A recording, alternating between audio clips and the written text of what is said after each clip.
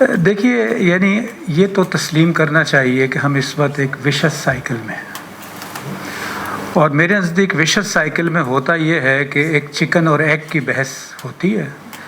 تو جس نے چکن کو پہلے دیکھ لیا اس نے کہا اصل میں تو چکن ہے، جس نے ایگ کو پہلے دیکھ لیا اس نے کہا اصل میں ایگ ہے۔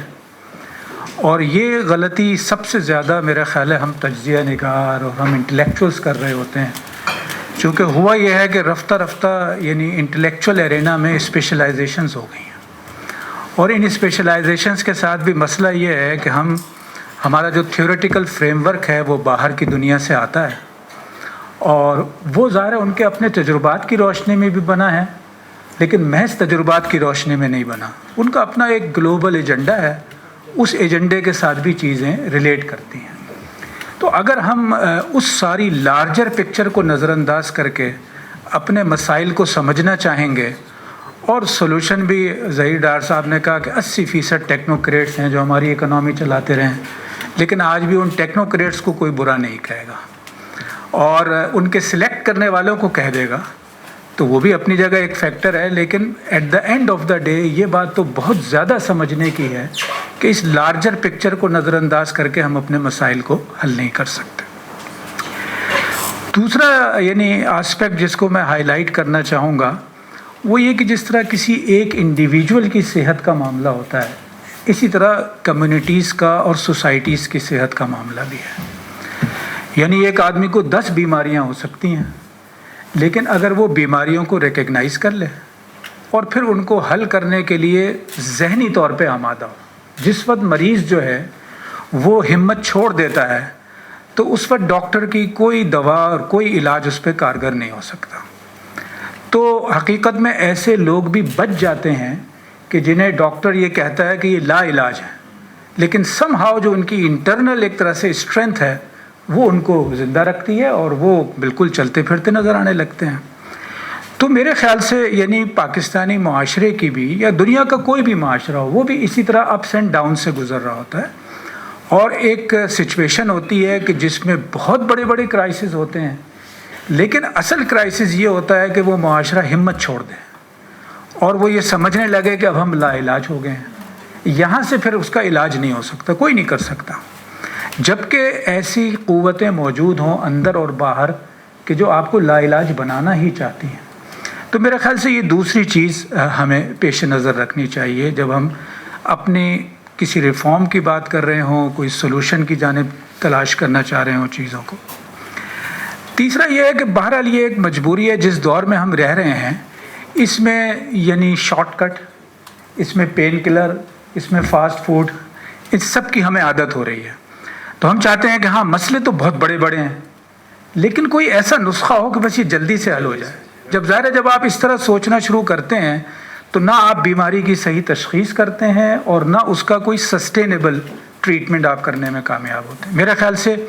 اور یہ ظاہر ہے آج کے سوشل میڈیا نے پولیٹیشینس کے لیے بھی، اور ایون چاہے آپ ISPR کی بات کریں اور چاہے فوجی قیادت کی بات کر رہے ہوں، ساری دنیا میں یہ جو ٹرینڈ بنا ہے، یہ صرف پاکستان اس میں کوئی علیحدہ نہیں ہے، ساری دنیا میں یہی ہے کہ لوگ جلدی جلدی رسپونڈ کرنا چاہتے ہیں اور ایک لیڈ لینا چاہتے ہیں کہ ہم بڑے انفلوئنسر بن جائیں۔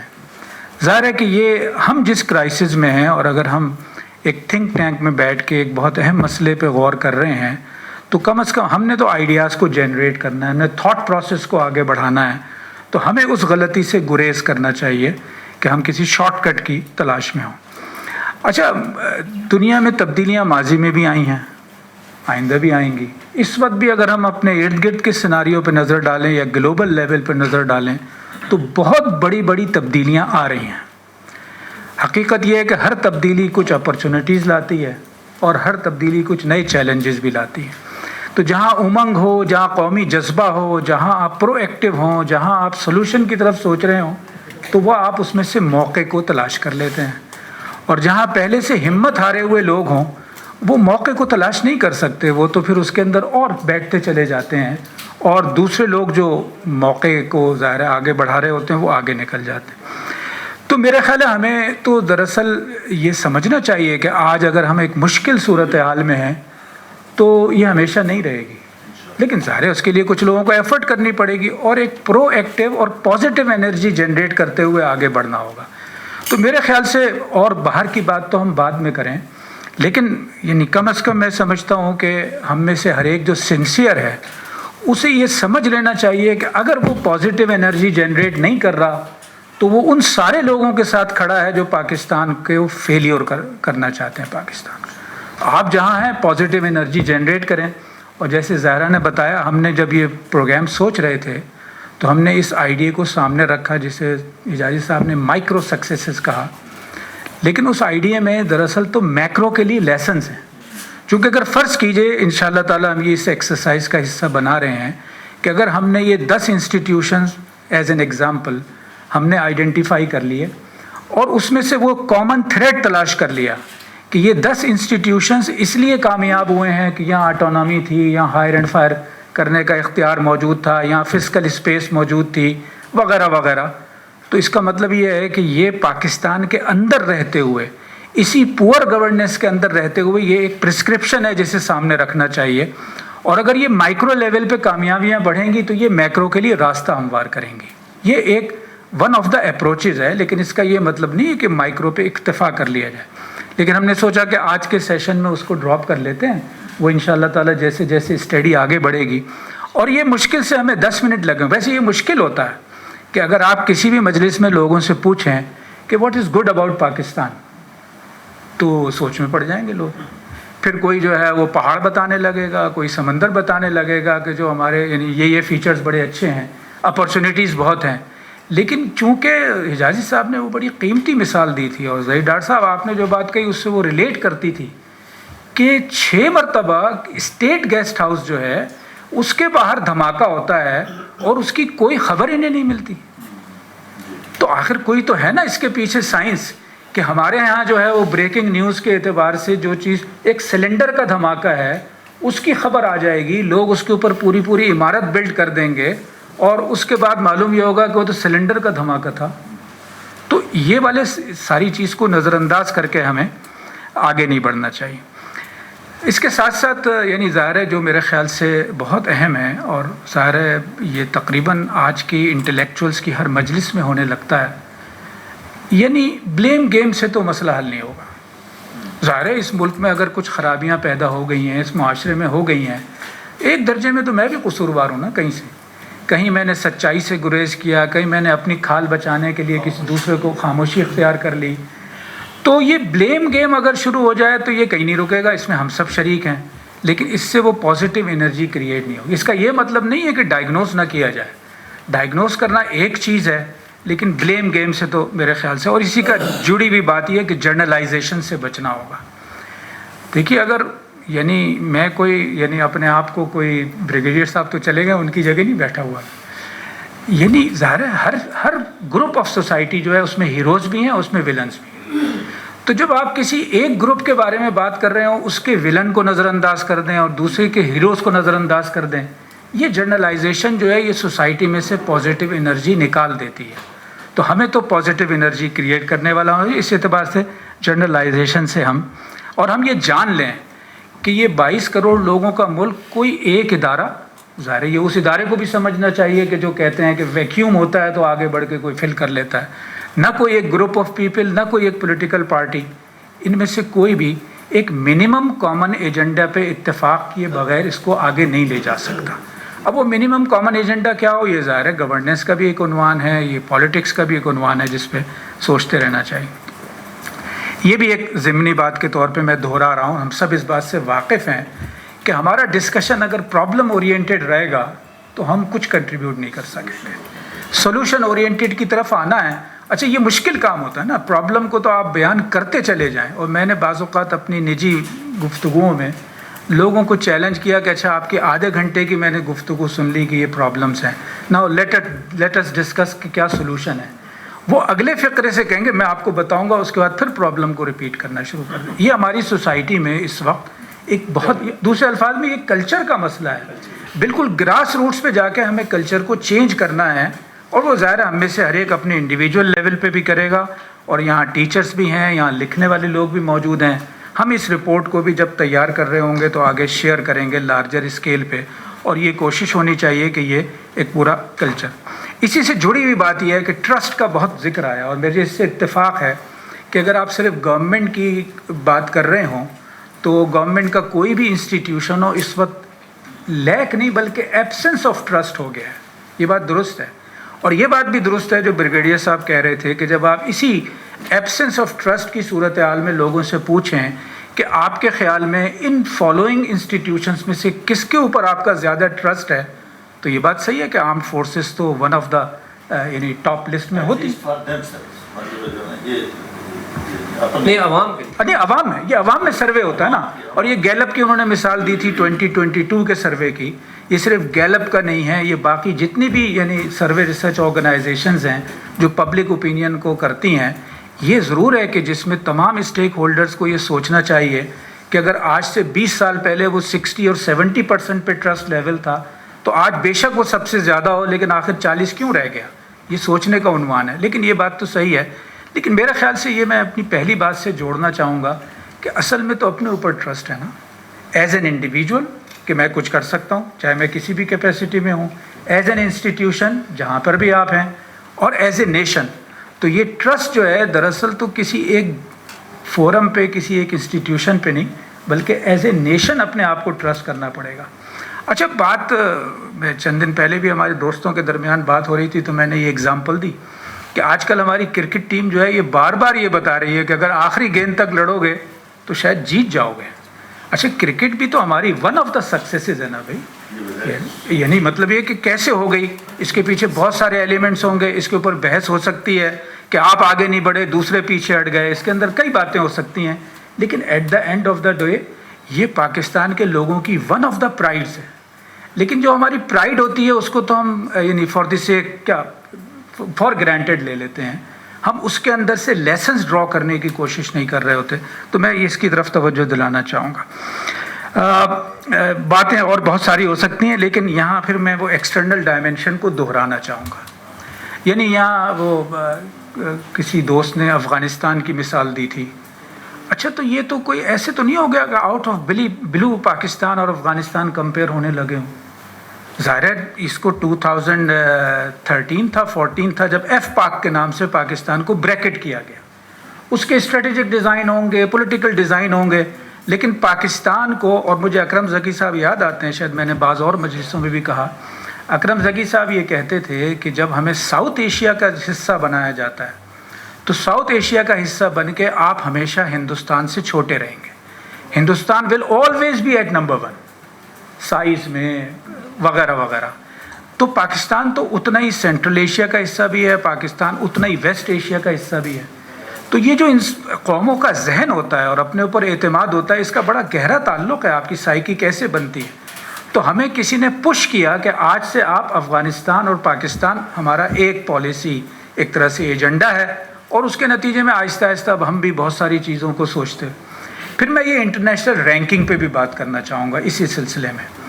میرا خیال ہے ہمارے انٹلیکچوئلس کی جتنی مجالس ہیں اس میں یہ انٹرنیشنل رینکنگز آنے لگتی ہیں. دیکھیے چین تو آبادی کے اعتبار سے بہت بڑا ہے, ہندوستان بھی آبادی کے اعتبار سے بہت بڑا ہے, اس کے علاوہ امریکہ آبادی کے اعتبار سے بڑا ہے.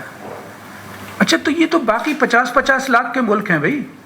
ان کی گورننس کو لے کے اور آپ انڈیکیٹرز جو بناتے ہیں تو, اور اس کے علاوہ بھی بے شمار فیکٹرز ان کے ساتھ ہیں, تو وہ ایک ایسے مقام پہ پہنچ گئے ہیں جس کے پیچھے 100 200 300 سال کا ایک پورا فنومینا ہے, اور اس کے نتیجے میں آج وہ ایک جگہ کھڑے ہیں. اب آپ ایک رینک بنائیں گے اس میں بھی وہ آگے ہوں گے, آپ دوسرا بنائیں گے اس میں بھی وہ آگے ہوں گے, تیسرا بنائیں گے اس میں بھی وہ آگے ہوں گے. تو آپ رینکس بنائے چلے جائیں اور پھر کہیں کہ اس رینک میں بھی ہم پیچھے ہیں, اس رینک میں بھی ہم پیچھے. اچھا مزے کی بات ہے, ایک زمانے میں ہم نے طاہر رضائی صاحب, شاید آپ کو بھی یاد ہو, اس زمانے میں آپ بھی ایسوسیٹ تھے, ہم نے ایک ایکسرسائز شروع کی تھی یعنی ڈیولپمنٹ کو انڈیکس کرنے کی ان این انڈیجنس اس میں فارمیٹ میں. تو اس وقت ہم نے ڈسکشن کے دوران مثال کے طور پہ وہ جو بات ہے نا ویلفیئر کی, ایک کامن آدمی جو ہے وہ اپنے آپ کو ڈیولپ ہوتا ہوا محسوس کرے. اب وہ جو ہمارے گاؤں کا ایک آدمی ہے جو اپنی ماں کو حج کرانا چاہتا ہے, اور آج کے پاکستان میں فرض کیجئے 100 لوگ حج کر سکتے ہیں, اور کل کے پاکستان میں ایسے 50 لوگوں کو اور حج کرنے کا یعنی فیسلٹی مل جائے, وہ تو اپنے آپ کو بڑا خوش محسوس کرے گا، اس کی چاہے سڑک ہو یا نہ ہو، چونکہ اس کی تو زندگی کی سب سے بڑی خواہش یہ تھی. یہ تو کسی ڈیولپمنٹ انڈیکیٹر میں نہیں آئے گا. ڈیولپمنٹ انڈیکیٹرز میں حیران ہوتا ہوں کہ خودکشی کا تصور نہیں آتا. کیوں نہیں آتا بھائی؟ یہ لوگ خودکشی کیوں کر رہے ہیں؟ سوسائڈ کا آپ کو علیحدہ مل جائے گا انڈیکیٹر، لیکن ڈیولپمنٹ کے جو تصور بنیں گے اس میں تو وہ تقریباً سارے تصورات وہ ہیں جس میں آپ نے پیچھے ہی رہنا ہے. اچھا، اور دلچسپ بات یہ ہے کہ ہیپینس انڈیکس اس کی یہاں کوئی بات نہیں کرتا، چونکہ ہم نسبتاً بہتر ہیں اس میں. ہیپینس انڈیکس میں ہم نسبتاً بہتر ہیں. ہم کیوں بہتر ہیں ہیپینس انڈیکس میں؟ اس لیے کہ گیونگ میں ہم نسبتاً بہتر ہیں.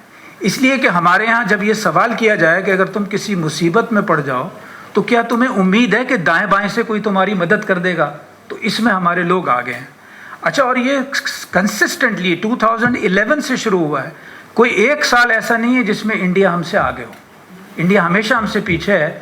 ہم بھی ویسے پیچھے جا رہے ہیں اور انڈیا بھی اور پیچھے جا رہا ہے. اگر انڈیا پیچھے نہ جاتا تو وہ شاید ہم سے آگے نکل جاتا.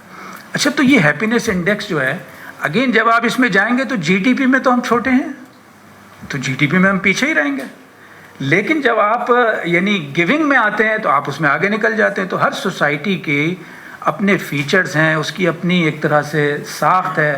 اس ساخت میں اس میں انڈیجنس ہمیں یہ بنانے پڑیں گے انڈیکیٹرز جو ہمارے انڈیجنس انوائرمنٹ میں یہ بتا رہے ہوں کہ ہم کتنا آگے بڑھ رہے ہیں. اس کا یہ مطلب نہیں ہے کہ ہمارے یہاں کوئی کمزوریاں نہیں ہیں، بے شمار ہیں اور اس پہ بات ہونی چاہیے.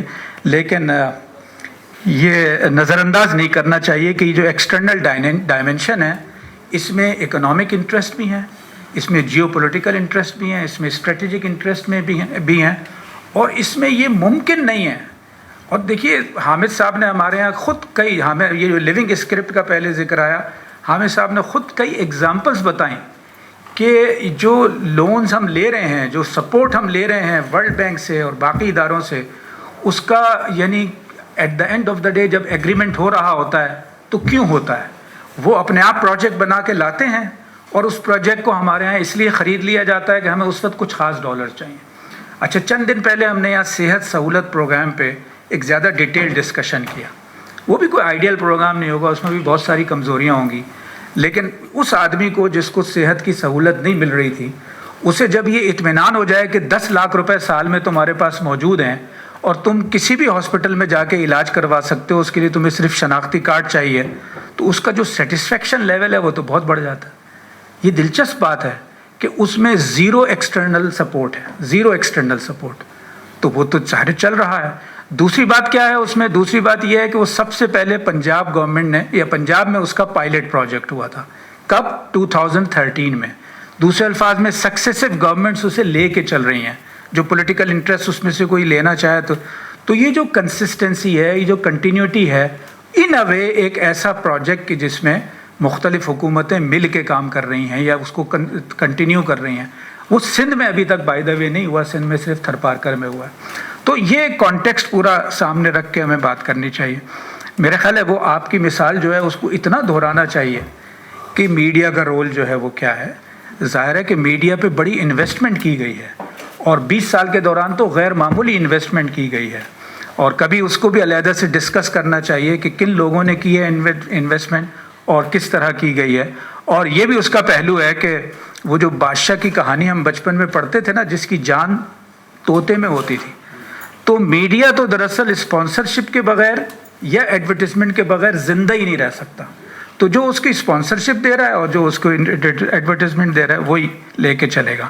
تو آخری بات کے طور پہ میں یہ کہنا چاہوں گا کہ بہرحال گورننس ہو، پولیٹیکل سسٹم ہو، اور یہ چکن اینڈ ایگ کے طور پہ لوں گا میں ندیم صاحب، اس لیے کہ یعنی یہ ایسا نہیں ہے کہ آپ اس کو آئسولیشن میں کسی ایک چیز کو کر لیں. تو اس میں یعنی یہ بات کہ کچھ کانسٹنٹس ہوں گے اور کچھ ہوں گے کہ جو بہرحال کنٹینیوسلی چینج ہو رہے ہوں گے. اور کانسٹنٹس میں میرے خیال سے جو چیز میں خاص طور پہ ہائی لائٹ کرنا چاہوں گا تاکہ ہمارے اس سارے ڈسکشن کو جب ہم فائنلائز کر رہے ہوں تو وہ سامنے رہنا چاہیے، ایک اس کی کانسیپچول ڈائمنشن ہے. اور ویسے یعنی خود پاکستان کا جو موجودہ کانسٹیٹیوشن ہے، یہ بات صحیح ہے کہ اس میں امپرومنٹ ہمیشہ ہو سکتی ہے. امپرومنٹ کے لیے زیادہ سے زیادہ کنسنسس پیدا کرنا بھی ضروری ہے، لیکن ساتھ ہی میرا خیال ہے ہمیں یہ بھی ذہن میں رکھنا چاہیے کہ بعض چیزوں کو ہر وقت اوپن ٹو ڈسکشن نہیں بنانا چاہیے. 73 سے آج تک اس کانسٹیٹیوشن نے سروائیو کیا ہے اور بہت بڑے بڑے ڈیویشنز کے باوجود امینڈمنٹس کے ذریعے سے ریسٹور ہوئی ہیں چیزیں. تو میرے خیال سے یعنی کون سی چیز کب ہو یہ اپنی جگہ ایک عنوان ہے کہ ہونی چاہیے، لیکن اسے یعنی ہر وقت اوپن نہیں کرنا چاہیے. یہ غالباً اس کے حوالے تو کانسیپچولی یہ بڑی واضح رہنا چاہیے. جہاں تک اس کا تعلق ہے کہ یعنی کانسٹیٹیوشن کے تحت جو بھی ہم نے انفراسٹرکچرز بنانے ہیں، جو پروسیجرز اور پالیسیز بنانی ہیں، جو ڈیسیجن میکنگ میکینزم بنانے ہیں، اور پارلیمنٹ بھی اس اسٹرکچر کا ایک حصہ ہے، جوڈیشری سب، تو یہ بھی دنیا میں ہر طرح کی فارم موجود ہے. اور یہاں یہ بات آئی ہے نیشن بلڈنگ کی، جب آج آپ نے بات کی کیریکٹر بلڈنگ کی بات، یعنی اگر ایک اچھا سٹیزن نہیں ہے تو ایک اچھا پارلیمنٹیرین کہاں سے آئے گا؟ تو سٹیزن کی تو ٹریننگ ہم نے چھوڑ دی ہے، یا سٹیزن ہمارا فوکس نہیں ہے. اور وہ سارے انسٹیٹیوشنز جو سٹیزن کی تربیت کرتے تھے، جس میں فیملی سے لے کے ایجوکیشنل انسٹیٹیوشنز، ماسک، یہ سارے شامل ہیں، میڈیا، یہ سارے شامل ہیں، اس کو تو ہم نے کھلا چھوڑ دیا ہو یا اس کو ڈسٹرب کر رہے ہوں اور یہ سمجھیں کہ ہمیں پارلیمنٹیرین اچھا مل جائے گا، تو یہ میرے خیال سے خام خیالی ہوگی.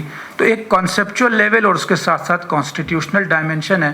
اور ہمارا کانسٹیٹیوشن ظاہر ہے اس میں یعنی فیڈرل ہے، وہ ڈیموکریٹک ہے، وہ اسلامک، وہ 3 بنیادوں پہ کھڑا ہوا ہے. ان 3 بنیادوں کو اگر ہم ایک دفعہ کنفیوز کریں گے تو مشکلات ہوں گی. میں ذرا سا لمبا کرنے کے باوجود اس اعتبار سے کہ ہم اس ساری چیز کو آگے آپ کے بھی سارے خیالات کو ڈاکومنٹ کر رہے ہوں گے، تو یعنی کور ویلیوز جو ہیں ہماری سوسائٹی کی ہیں کچھ، ان کور ویلیوز کو اس وقت یعنی ایک طرح سے جو خطرہ ہو رہا ہے، وہ ظاہر ہے پوری دنیا میں جو پیراڈائم ہے، لیونگ پیراڈائم، اور وہ یہ ہے کہ میٹیریل گین، میٹیریل انٹرسٹ، مجھے کیا ملے گا کسی کام میں، یہ سب سے بڑی موٹیویشن ہے.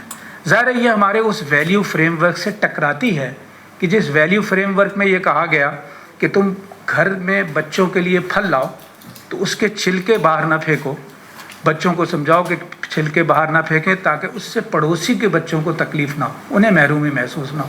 تو جس ویلیو فریم ورک میں سے ہم آئے ہیں وہ ویلیو فریم ورک ختم ہو جائے کہ دراصل تو پڑوسی کو دھکا دے کے تم نے اپنے لیے جگہ بنانی ہے. یہ کانفلکٹ ہے جس میں ہماری سوسائٹی اس وقت مبتلا ہو گئی ہے، دنیا بھر پوری مبتلا ہو گئی ہے. اس کو سامنے رکھ کے ہمیں اپنے ویلیو فریم ورک کو ایمفیسائز کرنا پڑے گا. اور جو بات آپ کہتے ہیں ایوارڈز، انسینٹیوائز کرنا، وہ ساری چیزیں اس سے ریلیٹ کریں گی کہ آپ اس ویلیو فریم ورک میں دے رہے ہوں. ورنہ اگر محض ایک میٹیریل فریم ورک میں یہ ایوارڈز کا سلسلہ شروع بھی ہو جائے تو وہ ہماری سوسائٹی کی جو ذہنی ساخت ہے یہ اس کو بہتر نہیں بنائے گا، یہ اس کو اور خراب بنا دے گا.